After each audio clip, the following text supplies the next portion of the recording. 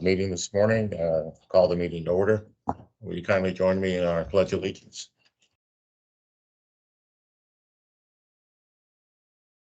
I pledge allegiance to the flag and to the republic for which it stands, one nation, under God, indivisible, with liberty and justice for all. Honor the Texas flag. I pledge allegiance to the Texas, one state under God, one and indivisible. Thank you.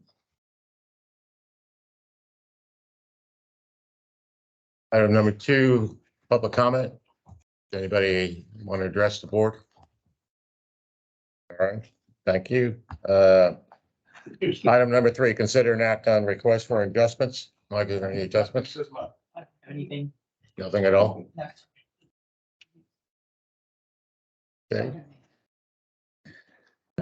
Consent agenda. Does anybody have any changes to the consent agenda?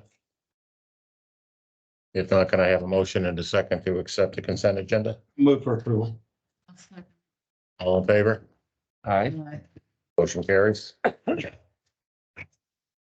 All right, move to the regular agenda. Review and consider approval of the district fiscal year 2021-22 draft audit report. John Knox and Company, audit is complete. Just kind of give you an idea of how our system works. We'll get these finalized once you approve them and finalize them into Source Page and Harding, early part of February. So I don't know if anybody's had a lot of time to look at it yet, but if we don't have any comments today and you go through it, find changes, please get them to Jim or Maureen and they'll get them to me and we'll make the changes. Hopefully there's nothing large. I don't think there is. Okay, so we'll vote on it next month then? That's the way it works. No, we're trying to get an approval this month because it's due to the TCEQ before your next meeting. Subject to any, so the approval is to approve the audit, authorize it to be filed with the TCEQ by the 135-day deadline, subject to any comments that may be provided by directors, consultants, staff. Okay. All right, all in favor? Okay, no exceptions. Thank you very much. Item number 14, grant exemptions from taxation for 2023 and adoption of a resolution in connection therewith. Yes, sir. So this is an annual item. As y'all know, the district has historically granted a $10,000 over 65 and disabled exemption, along with a 20% residential homestead exemption, which under current law is the maximum. So we'll see how this legislative session goes. But right now, this district, along with the other MUDs in the Woodlands Water, Woodlands have done the maximum %. Okay, We need a motion if y'all want to maintain that to adopt a resolution for those exemptions. all right. Do I have a motion to adopt? I so move. Do I have a second? I'll second. All right, all in favor? Aye. Number 7, you need to. Item, you skipped number 7. Right, they're keeping the same. Yes. Tax collectors report. I was in consent. That was in consent. That was in the consent agenda.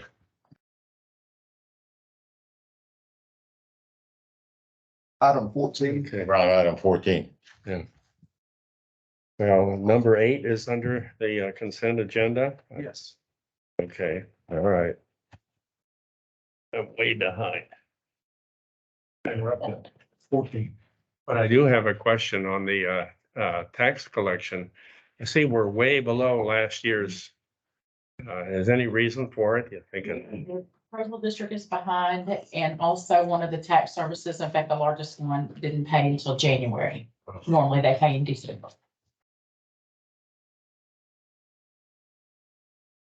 Are you all caught up? Yeah, caught up. Okay. All right, item 15, received the Center River Authority report.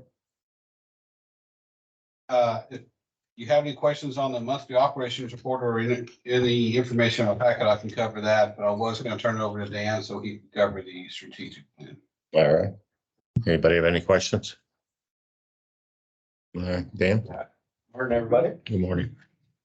Just wanted to let you know a few things in your packet. Page 42 is a one-page summary of the wastewater strategic plan with the current recommendations.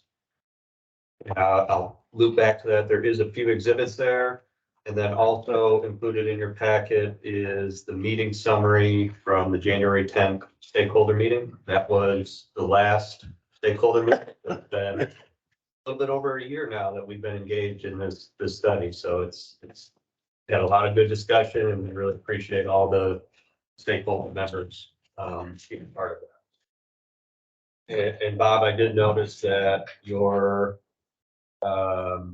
discount cash flow net present value analysis report is also included in this packet. One other thing that I do want to make you aware of that's not in the packet should be available on the Google Drive is the draft technical memo for the wastewater strategic plan. So this is a large memo. There is a lot of appendices, but if you really want to dig into all the details, that is available on the Google Drive. If you have comments, questions on it, please let us know. That is something we hope to finalize by end of January, first week of February. So if you have any questions on that as you go through it, let us know. But going back to page 42 in your packet, I just wanted to touch on the 3 recommendations that at the last stakeholder meeting, Esther A. made these recommendations to the group, and the stakeholders in majority agreed with these recommendations. And there's 3 separate bullets. One is to move forward with a phase 2, looking solely at alternative 9 and further optimizing that. Looking at in more detail, looking at refining the cost estimates. And a big piece of it is determining what the capacity of alternative 9 should be. Just as a reminder, alternative 9 is build a new NBR plant, replace treatment plant 1 in approximately 2027. So that would be a full replacement of plant 1. And the layout of the way that would look is on page 43. This second recommendation was to proceed with land acquisition adjacent to wastewater treatment facility number 1. And the third recommendation is to commence preliminary engineering studies for the conveyance alternative that came out of this wastewater strategic plan. And that is looking at an all gravity line from lift station 5 south of Woodlands Parkway down to plant 1 and removing 5 lift stations. And that exhibit is on page 44 of this packet. Those are the 3 recommendations that came out of the stakeholder group. Just as a reminder, today there's no voting on it, no nothing. It's just open discussion. In February, we do plan to have an agenda item for the individual MUDs to vote on those recommendations, eventually getting to a trustee vote in March. What questions y'all have on, there's been a lot going on with the strategic plan here lately. So what questions do y'all have? Okay, does that mothball plant 2 up here, or will that still be operational and updated as need be? So the current plan for plant 2 is no, it's not being mothballed. Plan is to just maintain it for now in approximately 2047, based on the current estimates of the remaining useful life. That's when there's significant improvements that need to be done to plant 2. The current plan from the or the current approach to that from the wastewater strategic plan is at that point in time, you would transition it to a membrane bioreactor plant at its current location. It would be renew and replace with MBR, but that's, 25 years down the road to where there is still opportunity to look at potential consolidation again down here at plant 1. And that would be looked at when we're building a new plant 1, be able to potentially accommodate future flows, in 20+ years, but we've really deferred the consolidation concept at this point, and Plant 2 will be just maintained until it needs major renewal and replacement, in which we would plan to transition into an MDR facility. Is that understood? Maybe that ought to be part of the final, analysis or final summary. Okay. Yeah, it is not included in this one paper, no.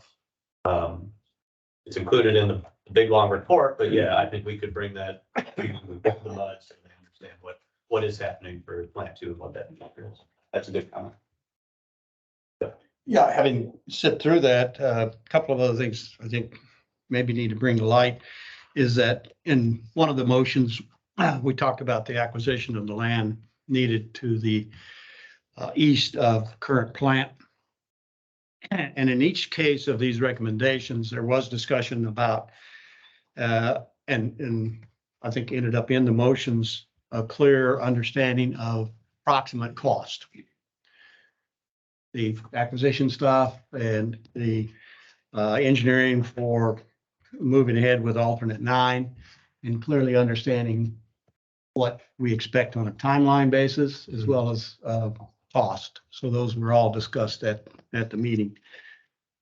There was a little dissension when it came to alternate 9. I think there was a director or two that wanted to maybe include the baseline. What you heard. Yep. But overall, everyone said, no, let's move ahead with alternate 9. Although some upfront costs are going to be greater to our ratepayers. But in general, in the meeting, I sensed a pretty clear feeling that there was concern about the overall cost of this project, and that remained among nearly everyone.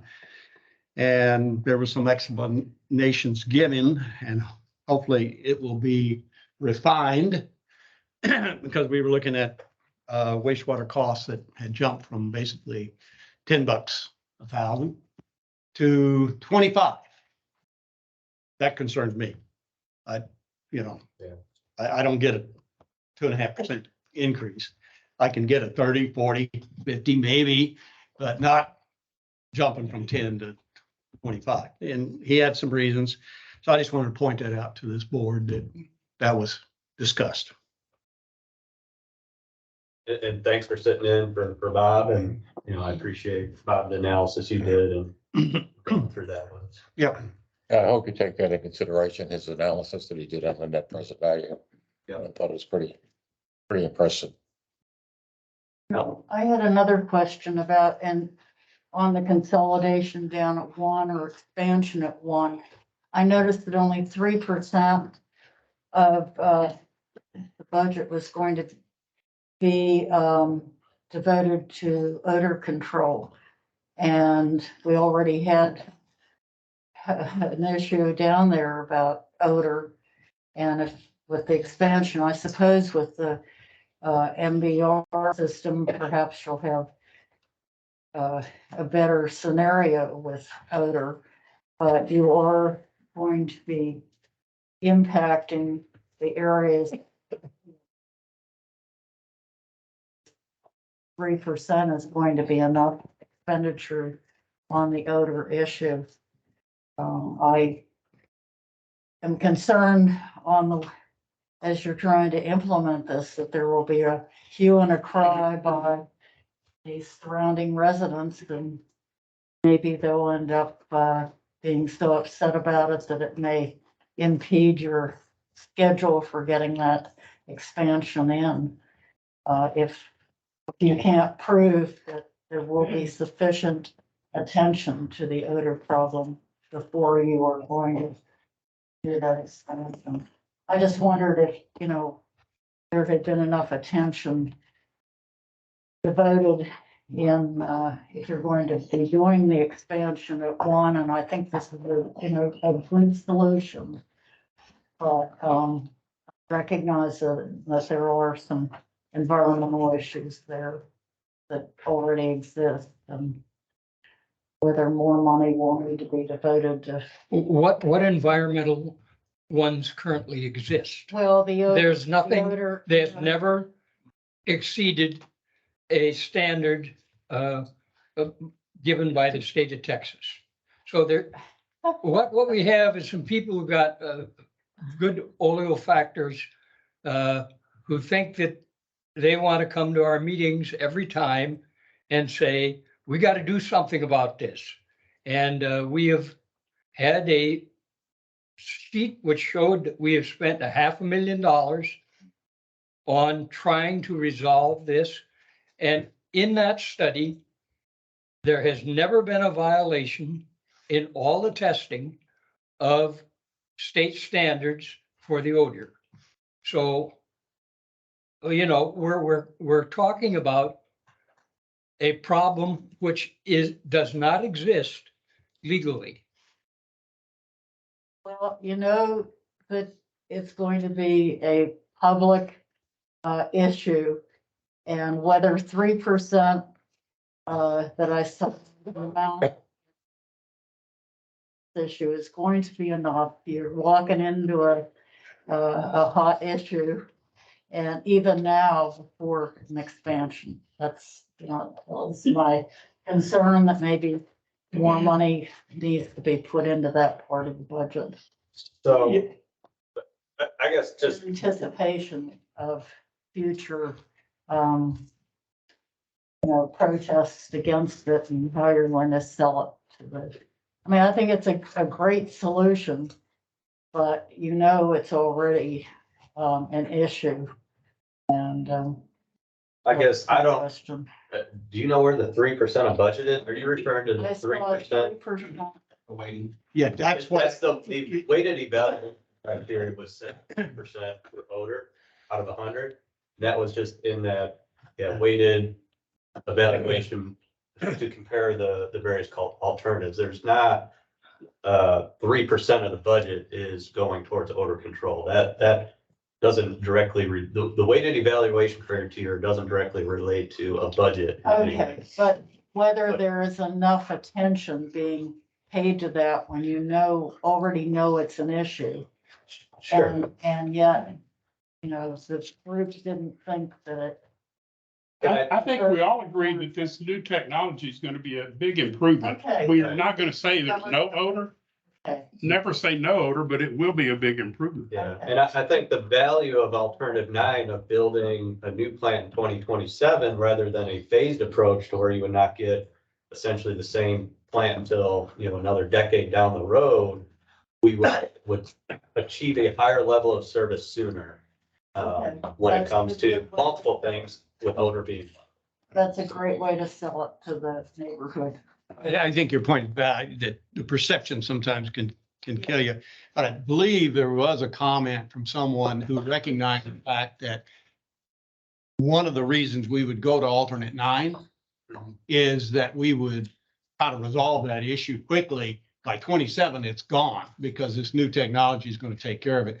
So that was one of the favorable points mentioned in the meeting to move on and get that done by 27. Correct. And just to add a little thing as well, if you look at page 44, the conveyance alternative, that also does work in the favor of reducing odor as well, because the odor comes from the collection system and the plant. So those two alternatives together should reduce the odor. Yeah.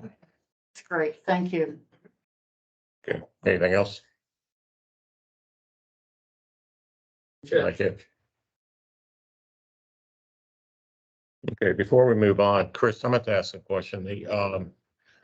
The court ruling that came out on Quad Best and Woodlands Oaks, that doesn't resolve the issue with Conroe and Magnolia, though, does it? It does. So that's still ongoing. One's on the private side, one's on the government side. So Conroe still claims governmental immunity. All right, item 16, receive and update the SJRA led Spring Creek detention study. And I guess it's you again. Yep. So I was just trying to look up real quick. So nothing really to update today. There is a funding partner meeting here in January. I think it's near the end of January. Is it 30th? Okay, thank you. So January 30th, there's a funding partner meeting to discuss the optimization of the reservoirs that the consultant's been working on, and get input from those owners on a path forward based on that information. That's all I got for now. Any questions, Bob? No. All right, thank you very much. Item 17, received attorney's report. Morning. Morning. Attorney's report, just, letting y'all know we are, as usual, tracking the legislative session that got kicked off a week or so ago. A lot of chatter about the surplus and what the ledge is going to do with it. There's been some talk about, some additional potential reductions in property taxes. So we'll be tracking that closely, as well as other legislation that could impact, our district clients, and we'll be reporting to y'all as usual as we see bills introduced that are making their way through the process that we think are viable. As we talk about each session, there's about a 85% or so kill rate on bills that are introduced that don't actually make it to passage. So you'll see, a lot of bills introduced that may appear at first to be problematic, but they're more symbolic, actually legitimate shot bills to get passed. So we track it, and if there's a bill that's kind of making its way through that we think has a legitimate shot to get through that would be of interest to you, we'll bring it to your attention. That's all I It have would give us updates as things are ongoing, or do we have to wait for the meeting every month? at the meeting, because, and we won't really, we're just now getting kicked off. Bills won't start getting to committees until usually that starts to heat up in March and April. So probably your most meaningful update will be in April, when we have a much clearer picture. You won't have like an ongoing website just to update your clients on what's going on. No, we have internally that our lobbyists track, and that's just for the industry. We're not specifically engaged by our clients to track any particular legislation. We have certain clients that engage us to pursue particular bills for those districts. What we do on behalf of the industry is more of a courtesy for our clients. We don't have a separate website of tracking those bills. We do monitor those internally, and our lobbyists update us as bills progress, and ones that we need to be aware of. I guess the big issues are going to be property taxes, education, and border security. That's the $33 billion question. Anything else? Any questions for? Thank you. Item 18, amendment to policy number RNS 14, regarding special handling. Yes, we've got a memo as well as a red line of the changes to that bill, pretty self-explanatory. Implemented rules that implement the requirements of Senate Bill 3 from the last session that was passed in response to Winter Storm Uri. Those are for extreme weather events, which are defined to be events where the high temperature for the day doesn't exceed 28 degrees for 2 consecutive days. It gives folks the opportunity that are impacted by those events to ask for some relief on their bills. And so we have to incorporate those rule provisions into our policy on adjustments to customer accounts. So that's the red line changes you'll see in the packet. We do need a motion to adopt the amendment to the policy. So move. A second. Yeah, question. On the adjustments, does that really mean that it's shoved out? They pay the bill, but it's just shoved out? If that's the case, I resolved my question. Okay. Is that your second? Yeah. All in favor? All right. Aye. Any opposed? All right, motion carries. Thank you. General Manager's report. Thank you, sir. I want to highlight from our trustee meeting that there was a discussion by the trustees regarding the recent Lone Star Groundwater District election, the fact that we thought John Yours was elected to be the Woodlands rep for District 7 in that election, then found out that Lone Star's legal consultant determined him not to be a viable candidate, so he was not seated in that position. The trustees supported President Luck submitting a letter to the Lone Star Groundwater District recommending they appoint John Yours. John Yours did tender his resignation on Friday from the MUD 36 board, which will be acted on tomorrow at their MUD meeting. So, yeah, and Shelley, would you mind sending out a copy of that letter to the MUD directors? I don't think we've shared that with all the MUD directors, so that would be helpful.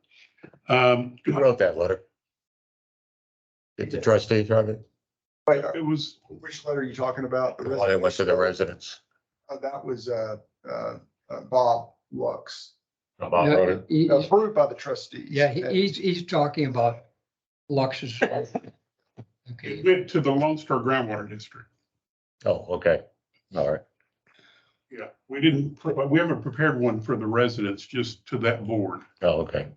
Now, on that topic, John Geiger attended the chamber function last week in my place and reported that there was some interest with our leadership to recommend that John Yours be appointed to that position. There seemed to be some interest in that path with the chamber. So there may be some more discussion about that this Friday at the Business Advocacy Council. And I think it would be our hope that maybe they would take up that same cause and maybe support John Yours being appointed. And we'll be looking for others to take up that cause as well. Yes. Not generally known that you have to resign a position that you're in before you run. I mean, how did this happen? It's kind of it's a unpleasant, disappointment. Full explanation other than this is a quirk, if you will, that was put into their legislation at some point. I don't think it was, I know it wasn't originally, to my knowledge, in their legislation, but somehow it got inserted in there along the way. yeah, you're prohibited from being an officer on two taxing entities. And that's a common law, isn't it? There is a constitutional provision about two offices of emolument. There's also common law regarding conflicts and, but that's different than the statutory provision that was addressed by Lone Star's attorney in chapter 36. So for a MUD director, you're not required as a MUD director to resign, but you could be required by some other office that you're running for to resign in order to run for that position. So that's where I think it got a little bit confusing for John. Was he did not have a legal obligation to resign as a MUD director, but for the other position, it required him to resign. And that just depends on each position that you're considering running for. Like for township, folks run for township as a MUD director. They don't have to resign either as a MUD director, or the township position doesn't require you to resign in order to run. So it's a bit confusing. It's not new. There's a precedent in Montgomery County where Frank Bass, who was a WCA elected official, was appointed to the Town Center Improvement District, which was a taxing entity, and he ran for county attorney, and he had to resign from the town center and from his WCA position in order to take the office.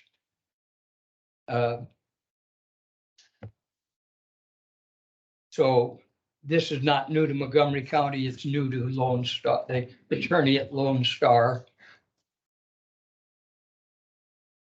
So more to come on that. At the trustee meeting, our public education committee presented their strategic communications plan, which was approved by the trustees. I also reported that in early January, first week in January, we hosted a meeting with the Harris Galveston Subsidence District, Mr. Mike Turco and his technical staff here. in this room regarding satellite imaging data that relates to subsidence and fault movement. You recall the University of Houston press release in the story that came out. And you may recall, I've had a couple of meetings with some of our leadership and U of H, the professor, geoscience professor, and talking about whether we want more to engage them to do some more detailed data for the Woodlands and Montgomery County. We found out that the subsidence district is already doing some of that with not only U of H, but also SMU. So we're looking at maybe forming a coalition, if you will, with some other entities to see if there's interest in getting more detailed data and what we might do with that data. I also referred to a number of compliment emails that are also in your packet regarding our staff and their service. Always nice to present those. That's And pretty then- impressive. And then just information, FYI, there's also a blurb in your packet about Oak Ridge North getting ready to raise their water and sewer rates. How much? I think it's in the story. I don't remember what. They've had an increase much since 2015. Yeah. Wow. I saw the headline and I did look at it a little bit. I couldn't determine how You- much. I think they hadn't decided. Maybe not. Yeah. Enough to cover their shortfall. Uh, I saw the news this morning and it was, yesterday also about a community just outside of Scottsdale, Arizona, that doesn't have any water. The city of Scottsdale shut them off. They're running out of water. And about 500-600 homes, something like Yeah. that. I saw that this morning. Well, then along the line, you've seen the news story about Magnolia doing a Yeah, the moratorium. holding up building permits until they can get some more wells drilled. Yeah, and Magnolia is a very interesting story. That was the Toby Smith water. And he just put pipes in and he bought the well that the railroad had to furnish their steam engines. And then he just started putting pipes out and he didn't really know where they were. And the city of Magnolia bought him out. I didn't know, I worked for Toby Smith when I was in high school, putting in water lines in Yeah, Magnolia. and he didn't have it, he didn't keep a record of where they were. He said, go Jim, go run the line to these homes. And so the city of Magnolia bought the Toby Smith water. And of course, they have never recovered completely on knowing where all their lines are. I didn't know you knew Toby. I did a consulting job on that. Anything else, Jeff? That concludes my report. Thank you. Trustees report. Mr. Hartley. There's nothing to add to the general manager's report, except we decided to award a contract to Eric Peterson. And he is effective the 6th of February will become our new general manager.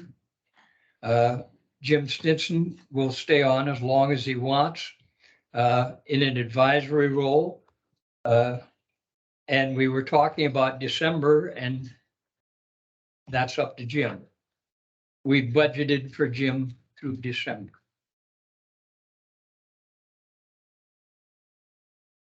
It will be missed. Thank you. I will miss you all as well.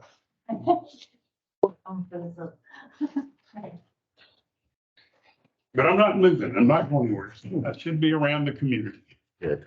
if things work out. All right, item 21. Is there any need for us to recess in executive session?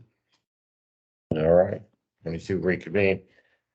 Discuss any matters to be placed on future agenda. Have we, I'd like to maybe throw something out. I don't know if we need to put it, I guess on the agenda. You know, this One Water Task Force that used to be in the community. Are we leading the effort to get that started again? Can that be answered? There's been a couple of meetings on that topic, but no firm decision from our trustee leadership to restart that. I think we ought to put it on the agenda, at least get it out so we can start talking about it again, because, Now, we can put it on next month's agenda for this board if you want to discuss it and give any direction to your trustee to ask for the trustees. because as we know, after 5 years, people that flooded are no better off than they were 5 years ago. Well, there's been changes at the township as well, because the township soon disbanded it. Yeah. I would think, that, yeah, we need to discuss that. I know that while I was there, it was extremely valuable. That communication, that network that we set up, if nothing else, was very valuable. I think we need to talk about it. It's a regional issue, as we know. We'll have an item on next month's agenda to vote on the alternatives for the wastewater strategic plan. You Yes. give direction to the trustee. Those three that we.